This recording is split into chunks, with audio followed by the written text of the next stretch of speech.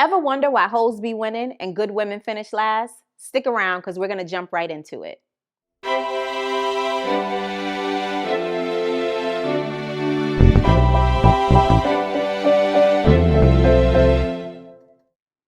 Hey Queens, welcome to Sacred Queen TV with me, your host and sacred sister, Fila Antwine.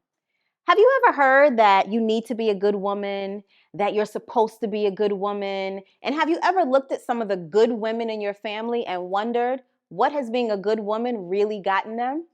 This is a conversation that you want to stick around for. Grab your pen and paper, get your favorite blanket, bonnet, or beverage, and lean in because we're going to talk about it now.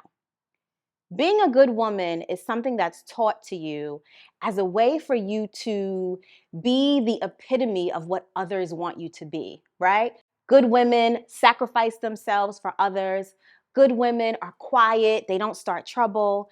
Good women do what they're supposed to do the way that they're supposed to do it based on things that everyone else has told them. But what if you decided not to be a good woman for others? What if you decided not to put your wants, your needs, and your desires on the back burner and started being more selfish with your time, your energy, and your efforts? Others might say that you weren't a good woman, but wouldn't you be being more of a good woman to yourself? And that would lead to you getting more of the things that you want and the results that you actually want to create, right? Because here's the thing.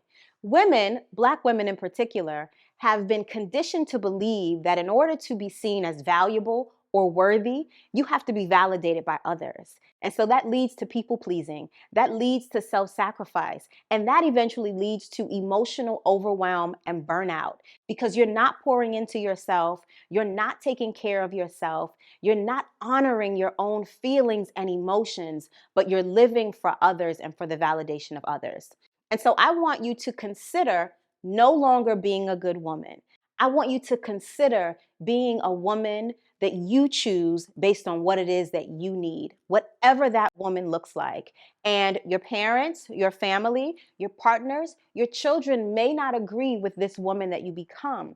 But I can guarantee that if it's coming from a place of personal desire, that you will eventually get to a point where you won't care what everyone else thinks because you'll be living for yourself.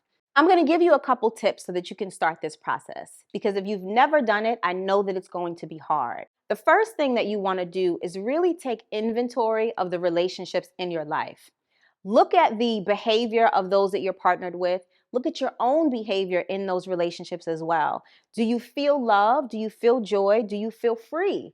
Do you feel comfortable to do the things that you want to do without the fear of judgment?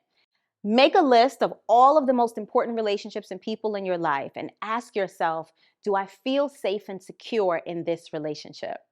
The second step is to look at that list. Take inventory of those relationships where you may not feel freedom, where you don't feel valued, where you don't feel safe and secure to really voice your opinions, and put those on another list. Those are the areas and the relationships that need to be assessed further so that you can discover what ways of being you are operating in those spaces. Then you want to ask yourself, what would make me feel like the best woman to myself? What would help me to be a good partner to myself?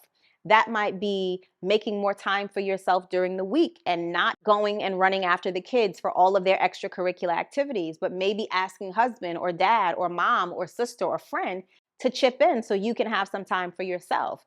That may be saying no and leaving it as a complete sentence, not explaining to people why you're not able to do something or why you can't do it, and allowing them to deal with their own feelings.